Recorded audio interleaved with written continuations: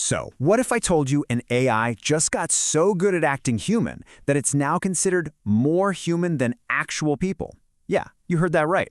A brand new scientific paper just came out, and it's got proof, like real solid evidence, that a machine has finally passed the ultimate test of AI. And trust me, the results are going to blow your mind. All right, let's just jump right in. Look at this. This is a real chat log straight from the experiment. You've got an interrogator who's talking to two different witnesses for 5 minutes each. On the left, you've got witness A. On the right, witness B. Now, here's the deal. One of them is a real person, and the other is one of the most powerful AIs in the world. So the big question for you is, can you spot the human? Okay, go ahead, take a second, read through it. Who's giving off that, that human vibe? Is it A, the one who sounds kind of chill, uses slang, talks about box cupcakes, or is it B, who seems a little more, descriptive? Go on, make your choice. Lock it in. So, if you picked A, you just got fooled by the AI. That's right. Witness A was GPT 4.5. The actual human was witness B. And get this, the real interrogator in the study said that A had human vibes, while B had human imitation vibes. They got it totally backwards. And this wasn't some one-off thing. This happened over and over and over again. Okay, so what is this game exactly? And why is it such a huge deal? Well, this whole test isn't some new idea. It's actually the modern-day version of a challenge that was thrown down almost 75 years ago by an absolute legend. We're talking, of course, about the Turing test. Alan Turing himself, the father of computer science, came up with it way back in 1950. He was wrestling with this massive question, can machines think? And to figure it out, he invented this imitation game. The whole point wasn't about whether a machine could do complex math, it was about something way more subtle. Could it just talk and act so human that you'd have no idea you were talking to a machine? So the setup is pretty simple, but it's a brilliant game of deception. You have one person, the interrogator, who's just sending text messages.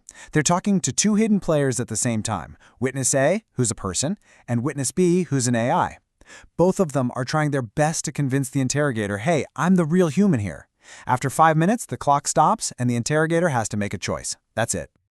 Right, so in this huge study from UC San Diego, the researchers didn't just throw one AI into the mix. No, they set up a full-on tournament. They wanted to see which of these AI models could really, truly go toe-to-toe with a person. So, who was in the lineup? Well, you had the heavy hitters, the current champions, GPT 4.5 and Llama 3.1. Then they had GPT 4.0 in there as a kind of baseline to compare against. And for a bit of fun and for some historical perspective, they also threw in Eliza. Now, Eliza is a classic chatbot from the 1960s. Basically, they wanted to see if people could at least spot the super old school, obviously fake one. Okay, now this is maybe the most important part of the whole experiment, the secret weapon. It all came down to the instructions, the prompt they gave the AI. Some AIs just got a really simple, no persona prompt. It basically said, hey, your job is to act human. But others got a much more detailed persona prompt.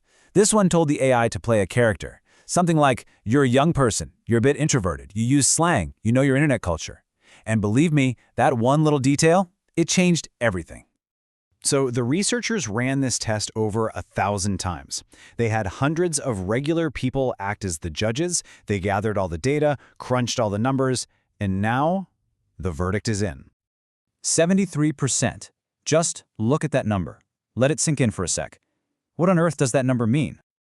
Well, this chart tells the whole story. That 73%, that's the score for GPT 4.5 when it was given that special persona prompt. Think about that. People picked the AI as the human almost 3/4 of the time. It wasn't just passing as human, it was seen as more human than the actual humans it was up against. And look here, this is so important. See what happens without that persona? The AI success rate just tanks. That personality was the game changer. Okay, so what happened is just staggering. But honestly, the why is even more interesting. How in the world did the AI manage to pull this off? What were people actually looking for? What was their test for humanity? So how did people make their choice? These two charts basically lay it all out. On the left, these are the strategies people use to test the witnesses. And look what's at the top. Daily activities, opinions. It was all small talk. They were just chatting. Now look at the chart on the right. These are the reasons they gave for their final decision. It had nothing to do with being smart or knowing facts. It was all about linguistic style, personality, and just the flow of the conversation. Yeah, get this. The paper says only 12% of people even tried to ask questions about knowledge or logic. Nobody was asking what's the capital of Mongolia or asking it to solve math problems. It all came down to social stuff. Did they sound informal? Did they make a typo? Did they seem to have a personality? Basically, it was all about the vibe. And this is where it gets really wild. It's this weird paradox where being too perfect was actually a dead giveaway that you weren't human. Being flawed, making mistakes, that's what we see as human. I mean, listen to this direct quote from someone in the study. "I chose witness B because they made an error, which made witness B feel more human." Wow. So the AI didn't win by being smarter, it won because it got really, really good at faking our flaws. So, this is it. We're here. An AI can now officially pass the Turing test. And the paper's conclusion really zooms out from the experiment to ask, what does this mean for us, for society? Because we are definitely stepping into a brand new, and honestly, a profoundly weird reality. The paper borrows this really powerful term from the philosopher Daniel Dennett to describe these new AIs, counterfeit people. And that's exactly what they are. Systems that can imitate us so well that they can just slot into our social lives and we can't tell the difference. And the consequences of this are, well, they're huge. We are not just talking about smarter chatbots for websites. First, you've got the automation of any job that involves social skills. Think customer service, sales, even companionship roles. Then you have the dark side. These are incredibly powerful tools for social engineering, for scammers, for spreading misinformation on a scale we've never seen before. But maybe the scariest part is what it could do to us.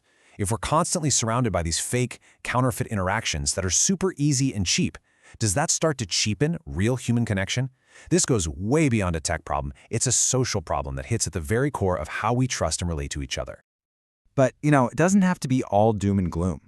The authors end with this really beautiful quote from a writer named Brian Christian, who was actually a human participant in a Turing test once, and he suggests that this moment, the moment the machine passes the test, it isn't the end of the story. It's a new beginning. It's a challenge, really, a challenge for us to focus on what actually makes us human. It could be the moment we're forced to become more human than ever. Look, this isn't just some random tech news. This is a massive shift, and it's happening right now as we speak. Every single week, a new paper like this comes out and quietly changes the rules of the world, whether we're paying attention or not.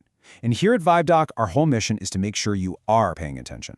We dig into the research, we break it down so you can actually understand the future that's being built around you. So if you want to be someone who gets what's really going on, then you need to hit that subscribe button. And this part is key. Smash that notification bell. The world's not getting any simpler, and in an age of counterfeit people, being informed isn't just a nice thing to have, it's a survival skill. Don't get left in the dark.